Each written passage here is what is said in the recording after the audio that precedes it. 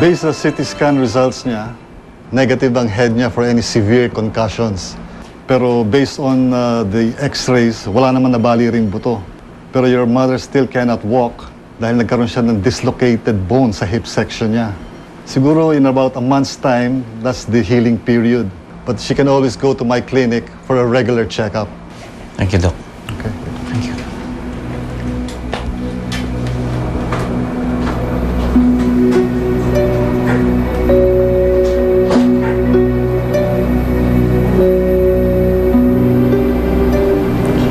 Alex, hindi kita hinabot. Nakawala ka rito ngayon. Iiwan mo ba bago?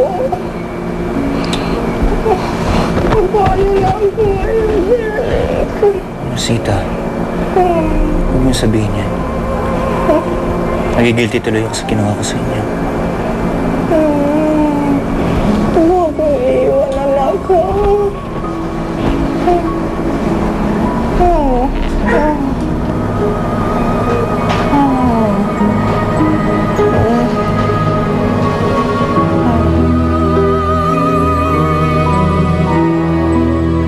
Paano yan ngayon?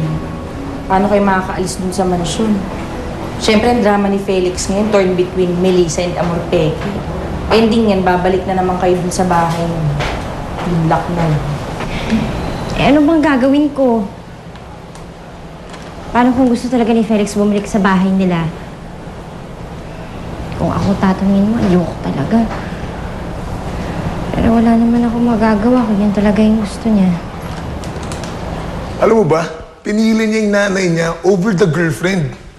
Tapos sasabihin niya, hindi siya mama's boy. Inalagyan nga siya ng pulbas ang nanay niya sa likod eh.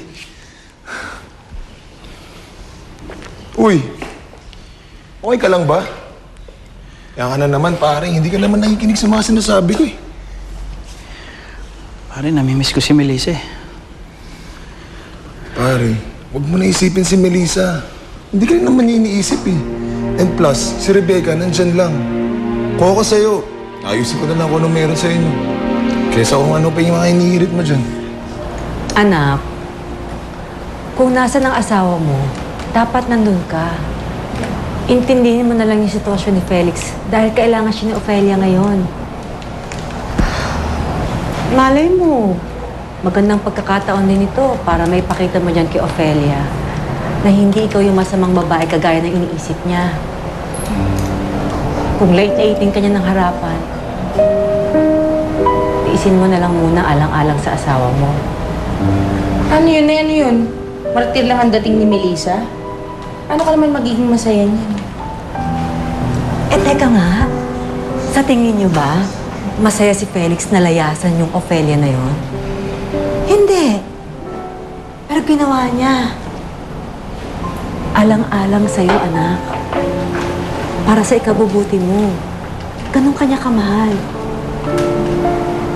Dito sa sitwasyon niya ngayon, intindihin mo na lang. Total naman, ikaw naman nakakaunawa, di ba? E di ikaw magbigay. At makikita nung Ophelia na yon na isa kang mabuting babae. Kaya tama lang yung desisyon ni Felix na ikaw mapangasawa niya.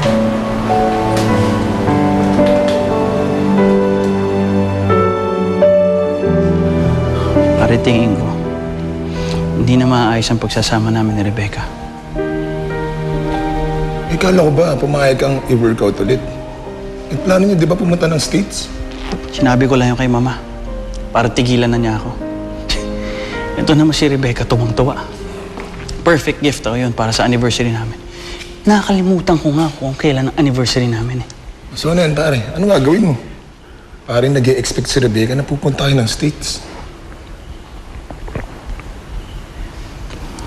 Bago kami umalis papuntang US, lalayas ako dito.